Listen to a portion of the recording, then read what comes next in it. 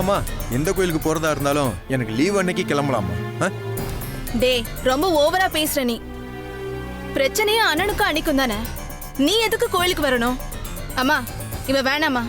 நீ நான் அண்ணன் 3 பேர் மட்டும் போயிட்டு வந்துருவோம். என்னம்மா சொல்ற? ஏய் உன்கிட்ட கேட்டனா? நான் அம்மாட்ட தானே பேசிட்டு இருக்கேன். ஏண்டா நீ லீவ் இருக்க அன்னைக்கு தானே வருவ? ஏய் ரேணுகா சும்மா இருக்க மாட்டீங்க. எப்ப பார்த்தாலும் தொணன்னு பேசிட்டே இருக்கீங்க. தேவையா உனக்கு? ஏய் உன்னையும் சேர்த்து தான் சொல்றேன்.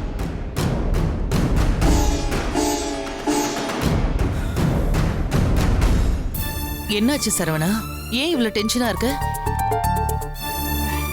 வழியில ஏதாவது பிரச்சனையாப்பா? எனக்கு புரியுது சரவணா. ஈஸ்வரிய விட்டு பிரிஞ்சிருக்கிறது தான் உன்னை நிம்மதி இல்லாம பண்ணிட்டு இருக்கு. அதுக்கு தாண்டா சொல்றேன், அந்த கோயிலுக்கு போயிட்டு வந்தா எல்லாம் நல்லபடியா நடக்குமா. திரும்ப நீயும் ஈஸ்வரியும் சேர்ந்து சந்தோஷமா இருப்பீங்கப்பா. மா எந்த கோயிலுக்கு போய் எந்த சாமியை வேணாலும் நானும் அவளும் இனிமே சந்தோஷமா இருக்க முடியாது.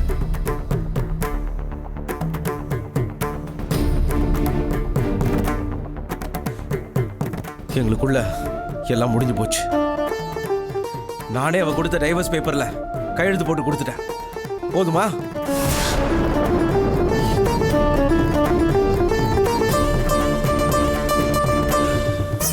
என்ன சரவணா என்னமோ சொல்லிட்டு இருக்க?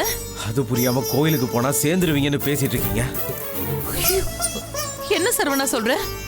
நீ எதுக்குடா விவாகரத்து நோட்டீஸ்ல கையெழுத்து போட்ட?